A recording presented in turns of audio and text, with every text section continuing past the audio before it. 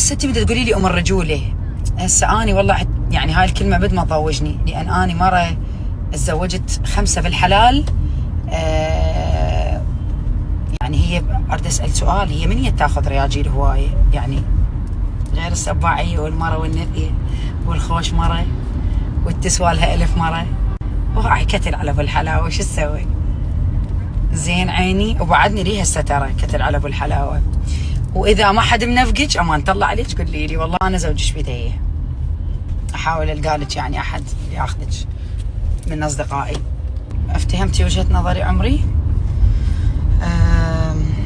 اني لا ناسكه ولا بي انوثه، خليت الانوثه الك عمري، بس اتمنى خففي من الرجيف لا يطق لك عرج، واني اعذرك يعني هذا الجمال كله